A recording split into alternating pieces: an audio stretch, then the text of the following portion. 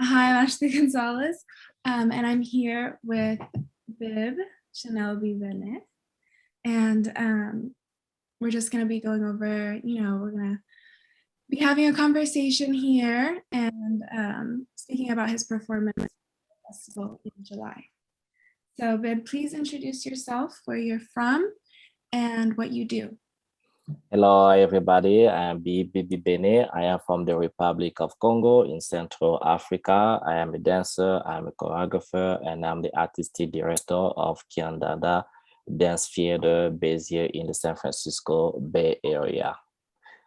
I'm also a dance instructor. I teach at college level, undergrad, graduate, and sometimes high school. Can you tell me more about your work with Kiandanda Theater?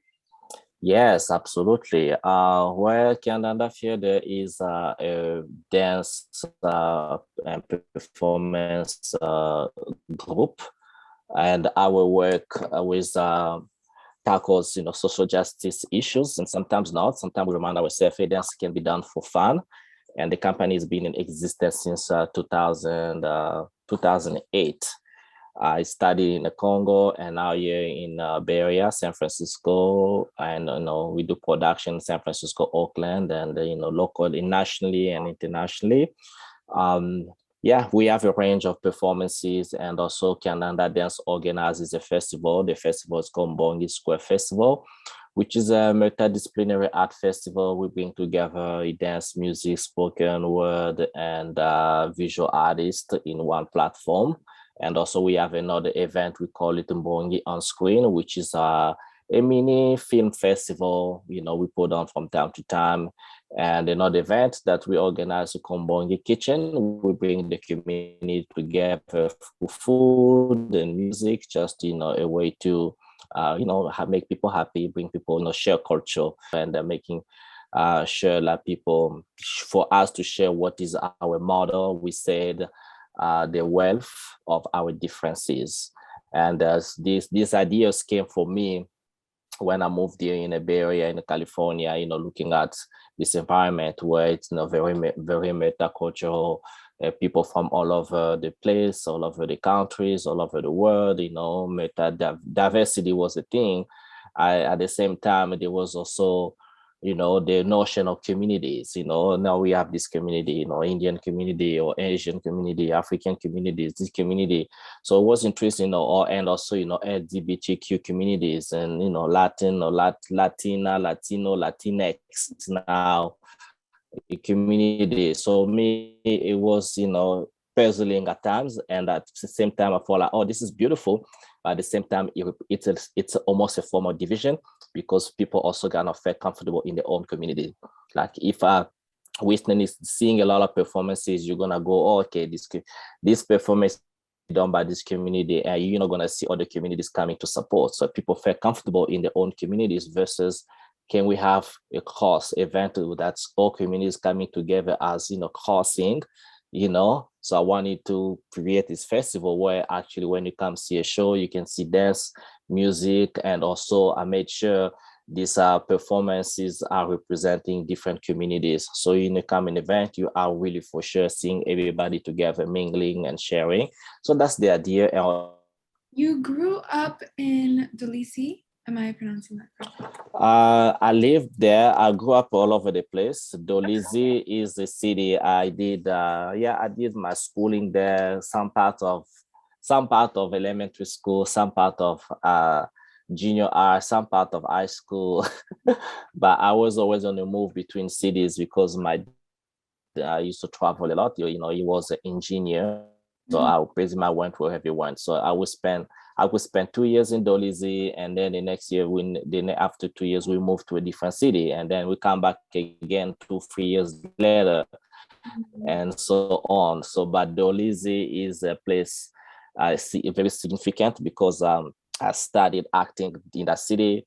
I started having kind of the world, my perspective of the world start changing there, and it's a really significant city for my artistic artistic life or startup, and eventually I'll include, some other cities such as, Brazzaville, which is the capital city, or the other ones, Pointe-Noire, which is the second largest city, the economic city, as we call it over there. So, yeah. Okay. You mentioned this was a city that you would refer back to, and you're having, I guess, an influence on your artistic life. Can you talk a little more about that? I was reading that you were facing some struggles, and this really influenced your work. Yeah, the one thing, after I know I've been there, and we left the city, went to Brazzaville, and the Congo faced the civil war. My life, and eventually I don't talk about my journey without mentioning the war, because war, war is never a good thing, but also war taught me a lot. What surviving the war taught me how to be human, how to be humble, how to be grateful of many things, how to not get attached to, materialistic stuff, how to not get attached with whatever, to value health.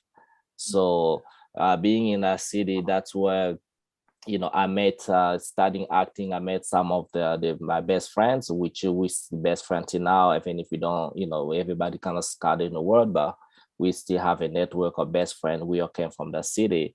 And eventually the major war when I started fleeing in Dolisie, and being there in Dolisie, that's where, I got taken in front of my parents when I was young, in my, that was a teenager. And just a lot of, the unknown, the fears of not knowing if you're gonna leave, the anger, not having food, not having water. But even if I've never been a poor kid, like I like to say, like, I always be careful about that, because many people, when I met them, they say, oh, you're from Africa, they, in their imagination, they only see suffering. Like, no, no, no. You don't think everybody in Africa is not kidding. It's not. No, I was coming from a middle class family, right?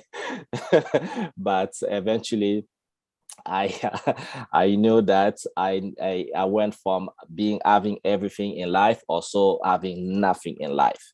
Dolizzi also gave me, I'm also I don't write that much, but I started writing when I was, in Dolizzi, learning how to write, poetry and shorts, and especially when I survived the war, I became like, writing a lot and participating in writing competitions, winning here in added poetry, added, shorts. That really happened. It really, got triggered in Dolisie. That's also where I met in Dolisie. I met with the person I call my father in arts. He was an a theater director. He passed away, but he pretty much formed, he trained a generation of, actors and dancers. And my first really head into professional dance steps was in an acting company, because we did physical acting, physical theater. So which went, in the group, you had to know how to dance, you had to learn how to sing, how to do, all kinds of things, movement. It was really physical. Eventually, transitioning in contemporary dance in other form of dance. But the guy Jules Coucou was his name, is like really trained me, become that person who until what I do today, I never see limits in arts. For me, art is open. There are no limitations about anything. There is no way, like, I don't feel inspired. I'm always inspired. And even if I'm working with the artists, I don't do auditions, because I know no matter what your training is, if you are open-minded, you can be in my piece. As long as you stay open-minded and coachable, I can train you in a certain way, so you can be in one of my my productions. So yeah, that came from there, and that's what happened in Dolisie. Please tell me about this upcoming performance in July. I read that you were incorporating haute couture fashion into the work. Can you tell me more about how that will, I guess, intersect with the political and socio messages that you want to portray? Yeah, this piece is, the title is Religion Kitendi Dress Code. Kitendi means cloth. That's in a language in the Congo, Lingala language. Kitendi means cloth. Religion means religion. So dress code means dress code, right? When you go to a party, some people will say, okay, you gotta wear blue, you gotta wear white, you gotta wear, business casual, business attire. And as a religion here is the titles is Religion Kitendi is really inspired by a movement in the Congo. The movement is called the Sapeur.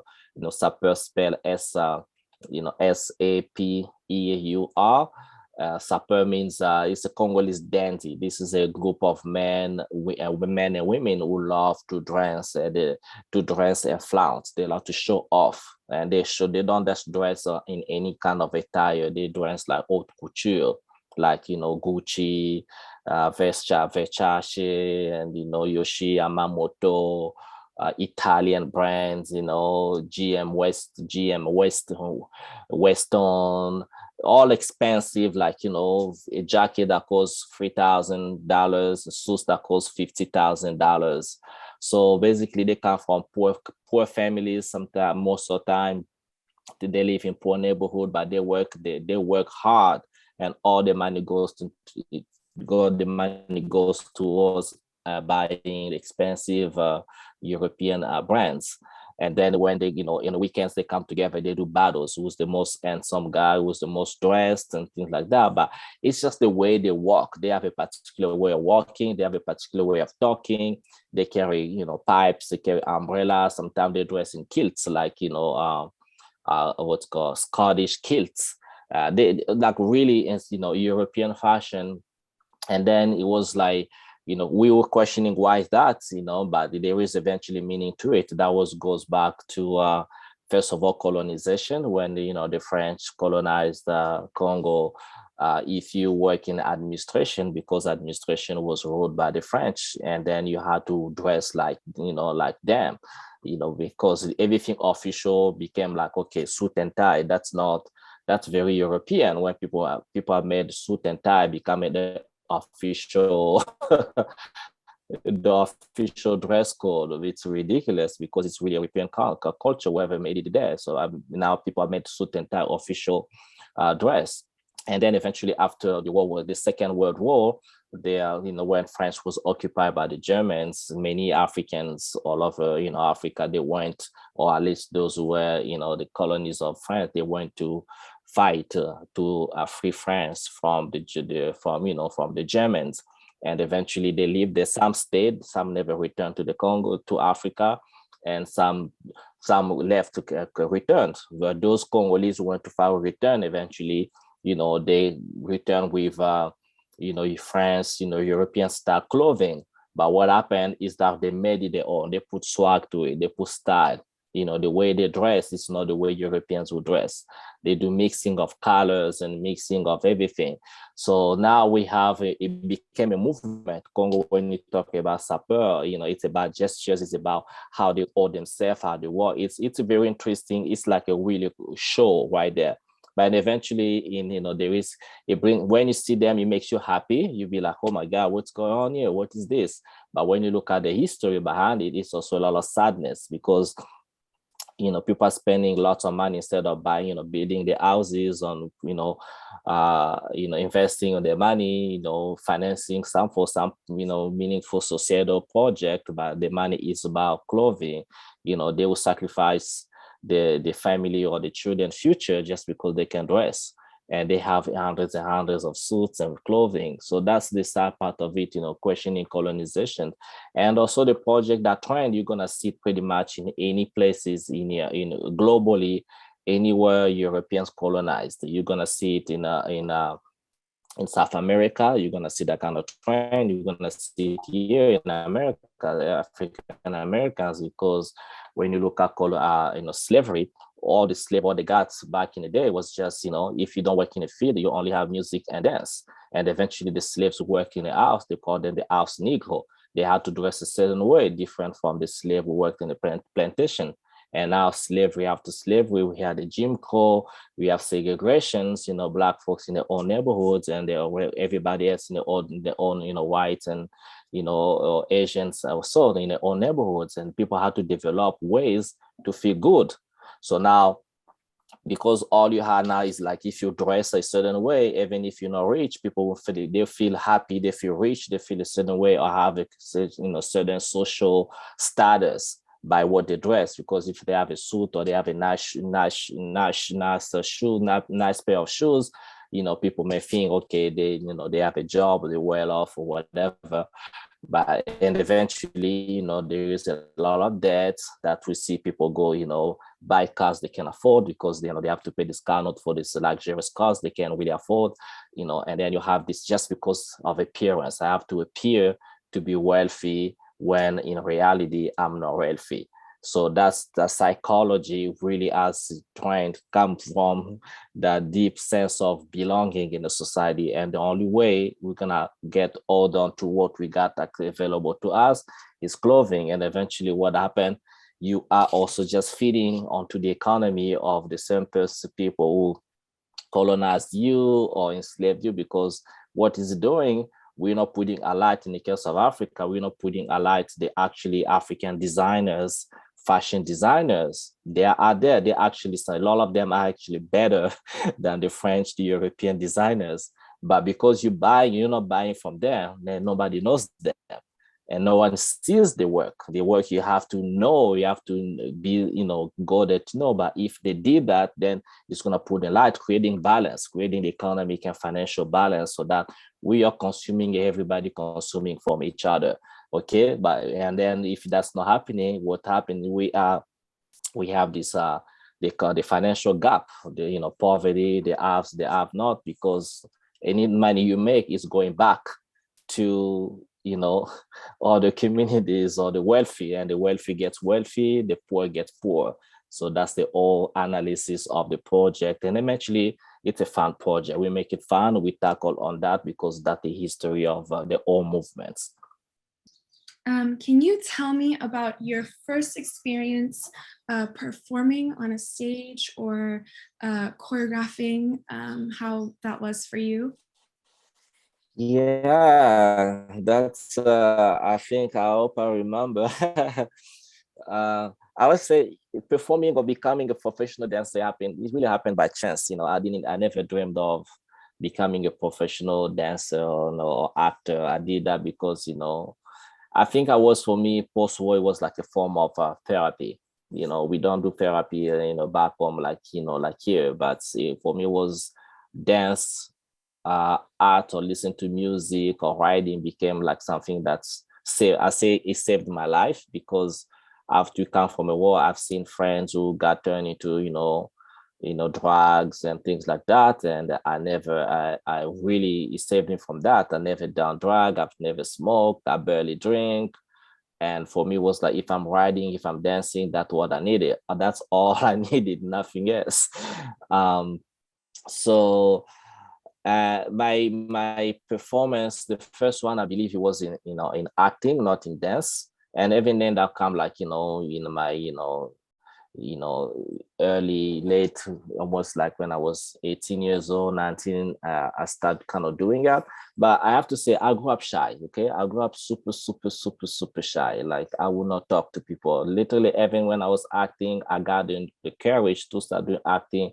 If I'm in a group with people, I'll act, but when I'm not there, I won't talk to anyone. I will never participate. Even when I went to college, I started speaking probably when publicly, things like that, when I was probably 27 years old, 28 years old. So, but dance, I always loved dance, even when I was a child, because the Congolese culture is very dances and music is very there. It's prominent. It's just like, when we say dance is life, it's not an understatement. It's like, it's part of people's society. It's part of our culture. It's really there. It's not something you just do an activity you do, in a particular. No. It's really there as a culture, movement and gesture. It's really there.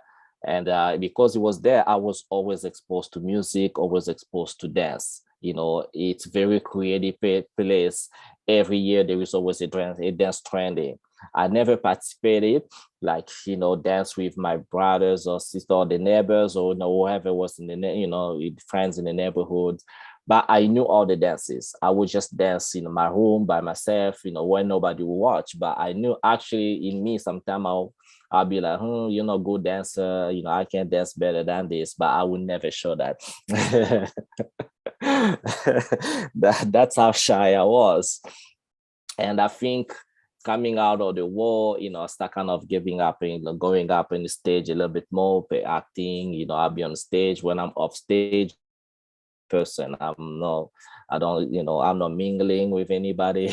I'm not, spending a lot of time with folks. And eventually with my father, coming from a family traditional father, it was about school.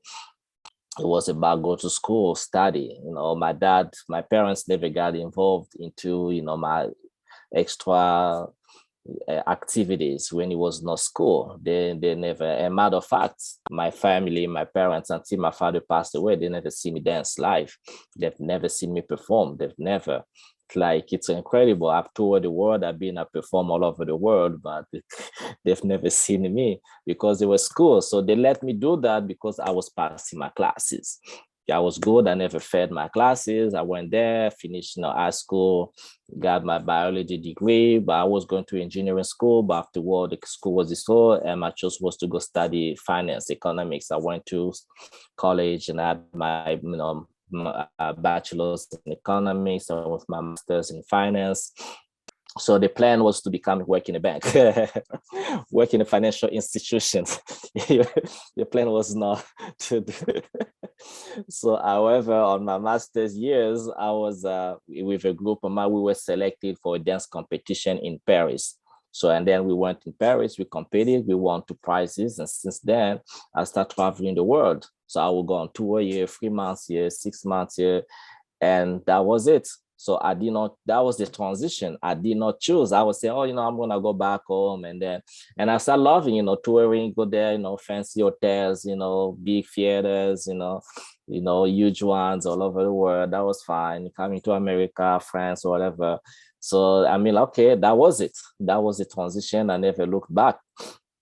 Even if today, the past 3 years, I have been kind of going back to doing a lot more financial work. I've been doing financial education work, helping families here with financial plans and teaching people financial literacy. But that's something that I hadn't done in years after graduation, after, that was in my 20s.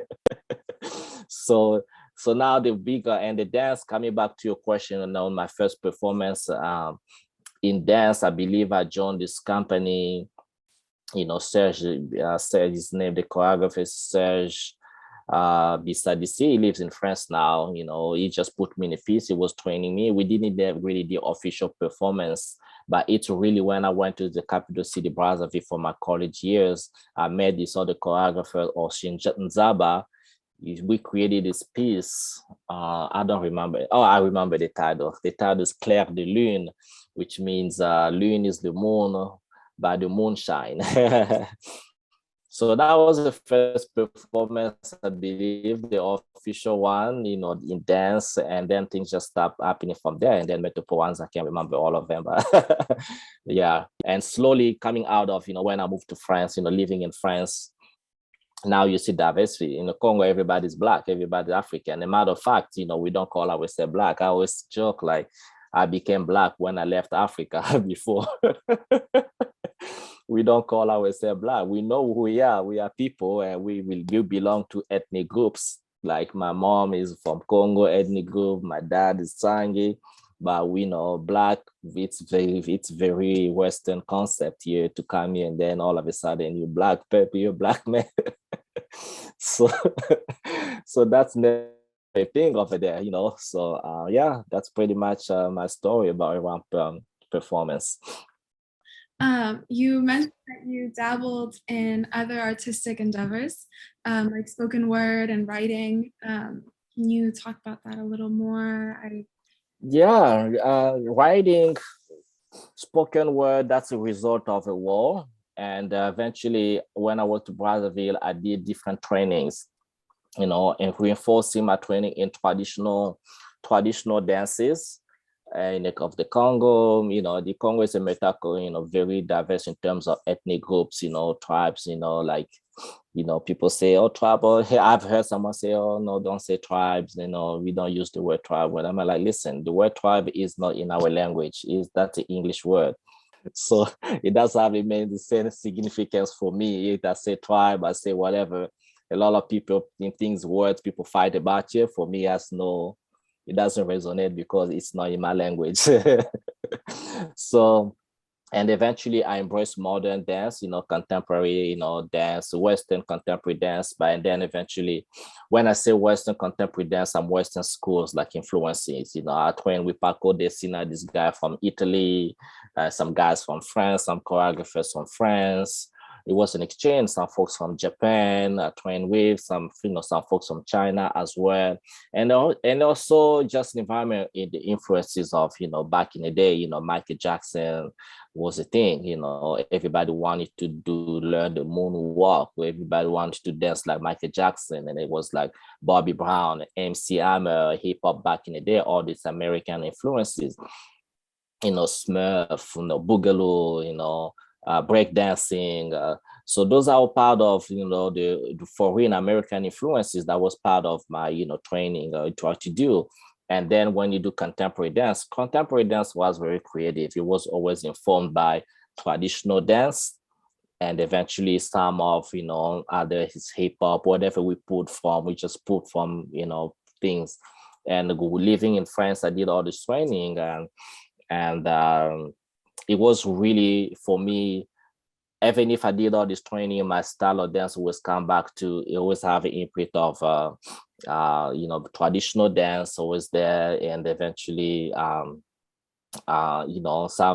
acting component to it, some text, not always, but sometimes. That's always, into there.